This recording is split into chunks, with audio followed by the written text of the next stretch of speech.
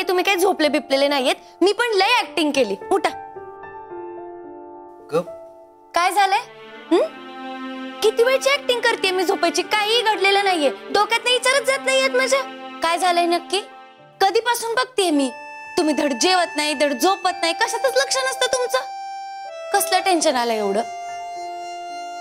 काही नाही, ते आपलं आपलं आपलं ना. मग आपलं जर मलाच माहित नसेल तर कसलं आलंय आपलं? काही नाही, झोप ना तू.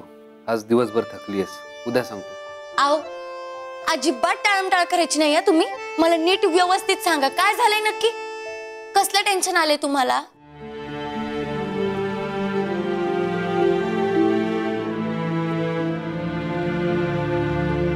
कसलं टेन्शन आलंय एवढं नक्की?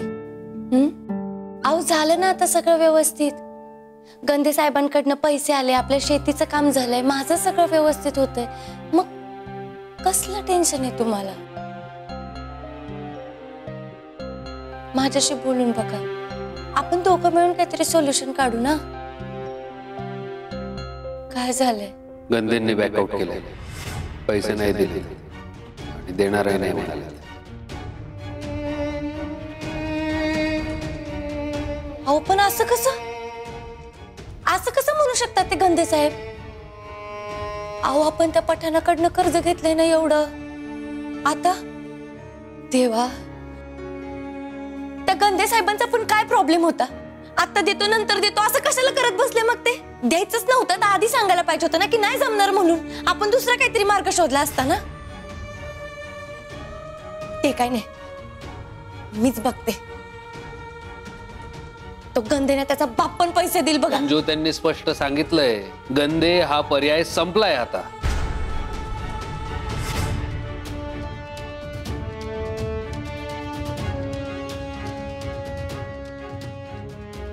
मग आता काय करायचं?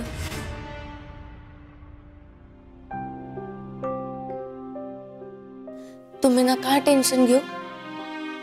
सगळं व्यवस्थित होईल. आपण नक्की काहीतरी मार्ग शोधून काढू.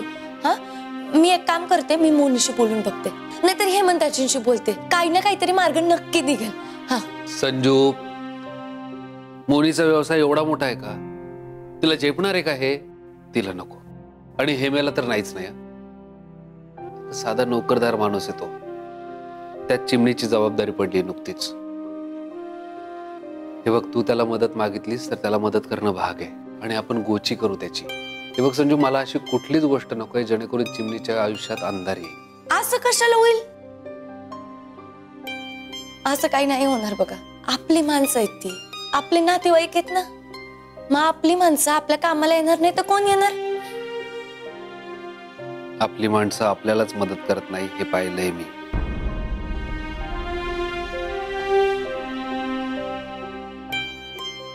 होईल काहीतरी व्यवस्था, नको काळजी करूस. असं कसं काळजी करू नको मी? आणि मी काळजी करू नको? तुझा माझ्यावर विश्वास आहे ना? स्वतःपेक्षा जास्त. झोप. अहो, पण आता काही करू शकणार आहोत का आपण? नाही ना. झोप. तुम्ही पण झोपा.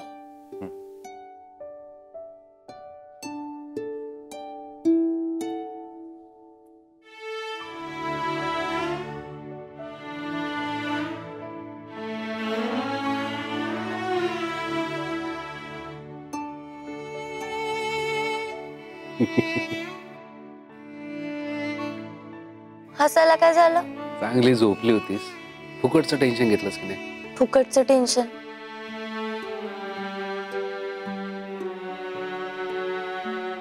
तुम्ही विसरताय का? मी पंजाबरावांची मुलगी आहे. देणेकरांच्या तगाद्याची सवय आहे मला. तुम्हाला नाहीये ना, म्हणून काळजी वाटते. नको काळजी करूस, झोप शांत. तुम्ही पण.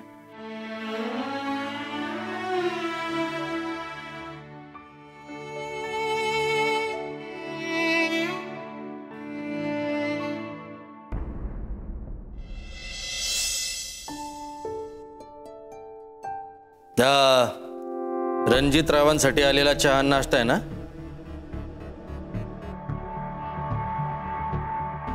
जी गोड लागतो का त्यांना? जी अन्न गोड लागतं का त्यांना?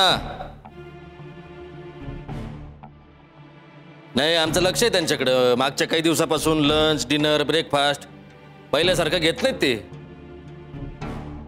तब्येत झटकत चालली त्यांची. बसा.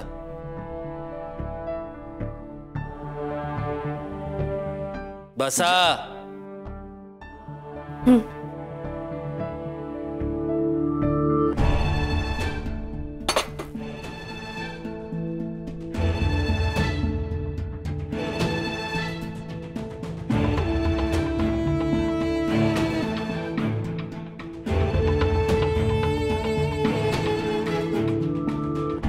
आम्हाला रणजितरावांची लई फिकर वाटते. हा, आता त्यांनी सांगितलं नसेल, पण आम्हाला त्यांची समस्या कळालेली. आमचा जीव तिळतिळ तुटतोय त्यांच्यासाठी. येत आहे ना लक्षात? जी पंजाबरावनी तुम्हाला येंडू गुंडू शिकवली का मराठी बी शिकवली हो? नाही म्हणजे आमचं बोलणं कळतं का तुम्हाला? मग नुसतं जी जी करू नका. हा, बरं ते जाऊ दे. रणजितरावांची मानसिक स्थिती सध्या बरोबर नाही हे आम्हाला माहिती आहे. पण आम्ही जर त्यांना बोलायला गेलो तर आमच्यात वाद होतील. म्हणून तुम्हाला सांगतोय, रणजितरावांची पैशाची अडचण आम्ही दूर करू शकतो.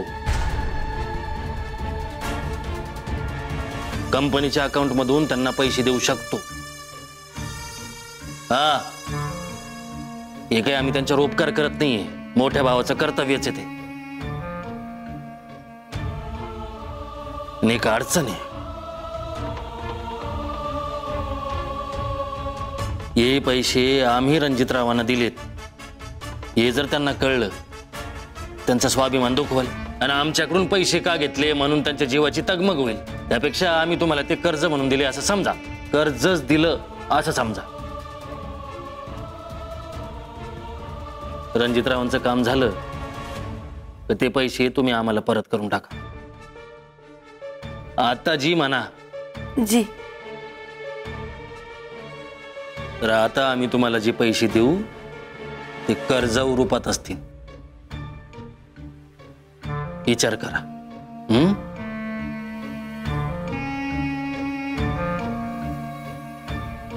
बाबूजी आशीष, कृपा बनाए रखना.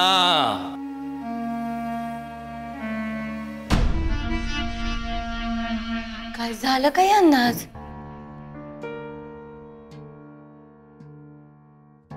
ज्या माणसानं खोडा घातला तोच माणूस खोड्यातून सोडवणार?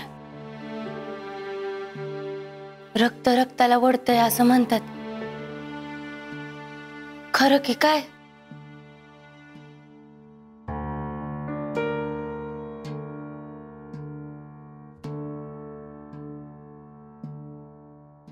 शक्य नाही. एक वेळ मराठवाड्याचा पाळण्याचा प्रश्न सुटेल, पण जाईसाहेबांना पाजर. सुजित प्लीज असं नका बोलू.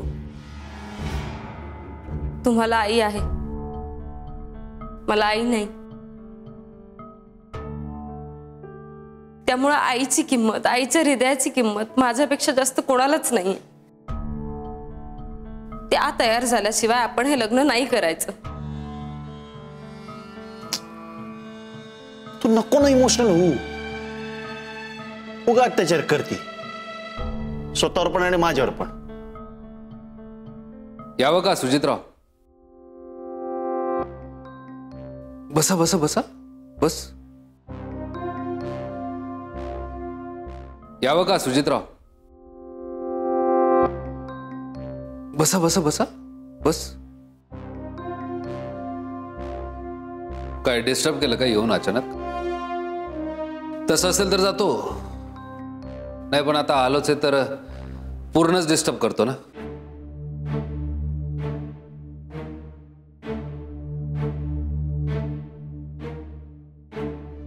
काय सुजितराव, आमचा फोन नाही उचलत तुम्ही? हे गुलुगुलू बोलण्यामध्ये एवढे व्यस्त आहात की फोन उचलायला वेळच नाही. अहो नाही भैयासाहेब, ते नका कामाचं. खोटं बोलू. तुम्हाला जमणार नाही आणि आम्हाला आवडणार नाही.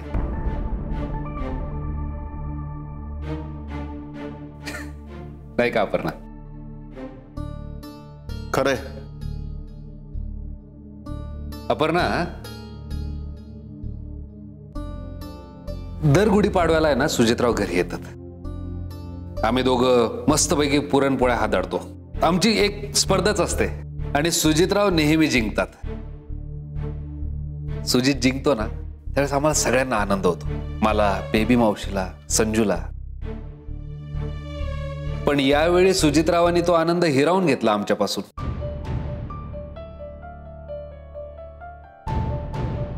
बरं, संजीवनी बेस्ट फ्रेंड असून सुद्धा फोन उचलला नाही, आमचा फोन उचलला नाही. का केलं असेल का त्याने असं? का आला नाहीस घरी? फोन नाही उचलले, काही नाही, कॉल बॅकही केला नाहीस. अरे जोडी से आता तो 4 चांद लग जाते ना. भैयासाहेब कसं आहे, ज्या घरात आम्ही आधीपासून नकोशी आहोत आणि आता जिथं आमची होणारी बायको नकोशी आहे तिथे कशाला जायचं? सुजित, अरे कोणाला नकोसे आहात तुम्ही?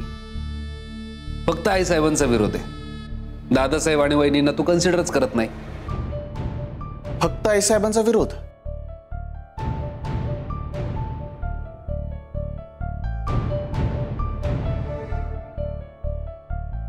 भैयासाहेब तसं नाहीये.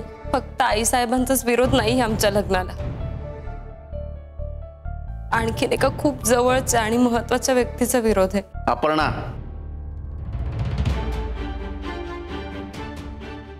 त्या व्यक्ती आहेत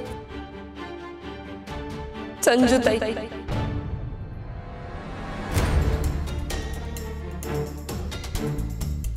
हे बघ अपर्णा, तुझा काहीतरी गैरसमज होतोय. अगं संजू अशी कधीच वागणार नाही. तू तिला ओळखत नाहीस म्हणून तुला असं वाटतंय. हे बघ, संजूचा खूप जीव आहे तुझ्यावर.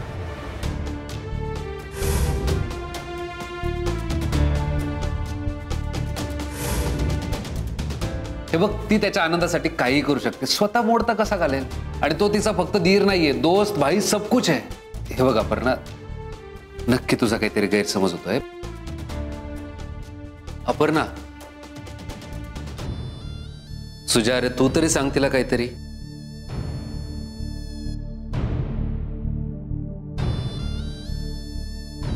काय बोललो तुम्ही? काय बोललो तू? भैया साहेबांचा आपल्यावर विश्वास बसणार नाही.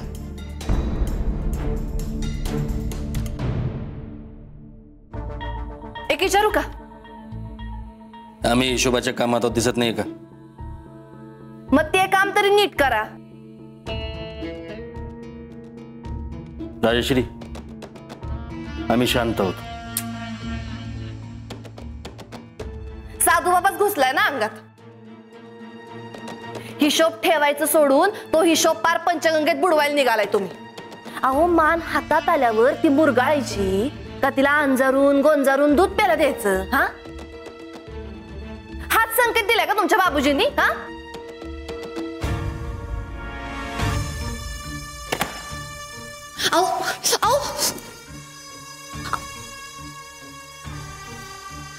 दीर्घ श्वास घ्या. प्राणवायू मेंदूच्या प्रत्येक शिरेपर्यंत पोहोचला पाहिजे आणि तुमची बुद्धी चालली पाहिजे. मग चक्षु उघडतील आणि तुम्हाला लांबवरच दिसायला लागेल. दीर्घ श्वास घ्या.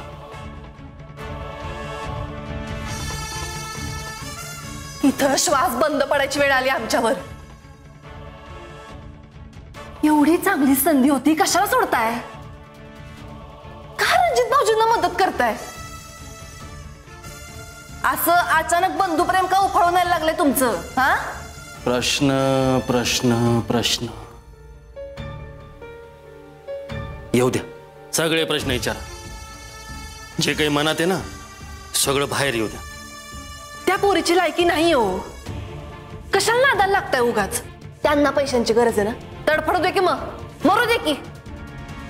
परस्पर काट्यानं काटा निघतोय, तुम्ही कशाला उगाच लाचकन द्यायला निघालाय? हा, कशाला रणजित भाऊजींना मदत करताय तुम्ही? आपला काय संबंध आहे? दीर्घ श्वास घ्या, लांबच बघा, लांबच.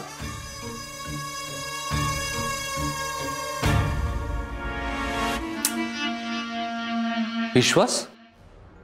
अरे तुझा तरी बसतोय विश्वास? साहेब, मला जसं वाटलं होतं ना तसेच वागलात तुम्ही. गॅरंटी होती आपल्याला की जिथं वहिनी साहेबांचा विषय निघेल तिथे तुम्ही आपणावर अविश्वासच दाखवणार. तुमचं कसं आहे माहितीये का, जिथे वहिनी साहेबांचा विषय निघेल तिथे सगळे खोटे, सगळे चुकीचे. सुजा, आमचं पण सेम होतं भैया साहेब, आमचा पण तेवढाच विश्वास होता त्यांच्यावर. पण आता कळतंय, ब्रूटस यू टू, पाठीत खंजीर खुपसणं, या सगळ्या हिस्टॉरिकल वाक्यांचा अर्थ. तुमचा जर विश्वास बसत नसेल ना तर एक काम करा, जाऊन वहिनी साहेबांना विचारा की त्या का आई साहेबांच्या खांद्याला खांदा लावून आमच्या वाईटावर टपल्यात.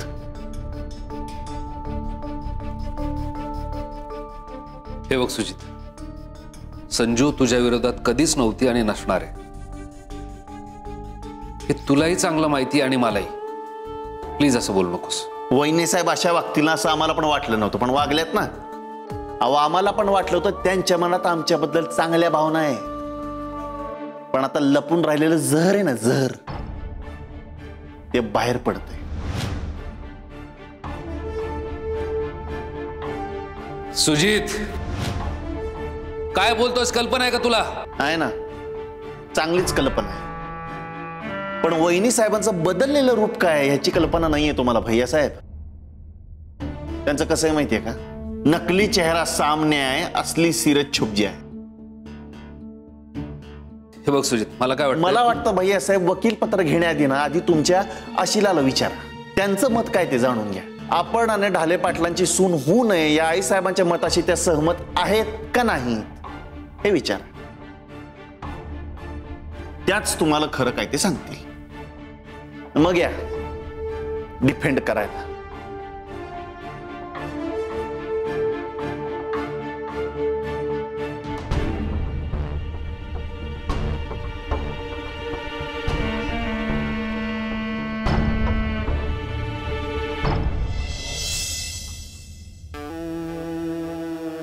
येळेवर आला चौगुले वकील.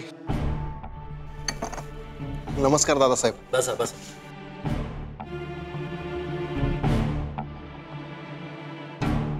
घ्या चहा घ्या. नाही, झालाय.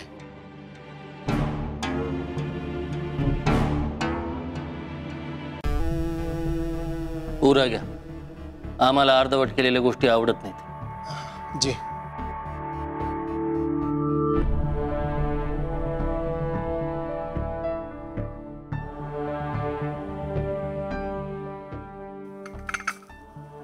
आम्ही सांगितलेली आणि सांगितल्याप्रमाणे कागद बनवून आणलीत का? हो दादासाहेब, तुम्ही सांगितल्याप्रमाणे सगळे कागदपत्र चोख बनवून आणलेत. हे कंपनीचं लोन, त्याचे अग्रीमेंट, हे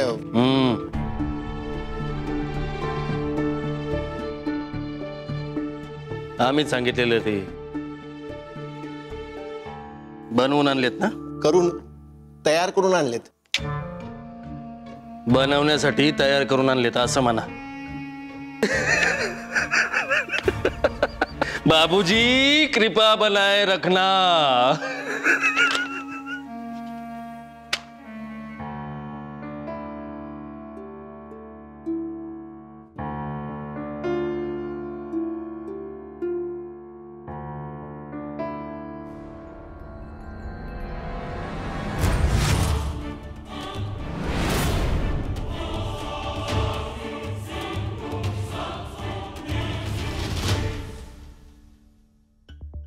कोण तुम्ही?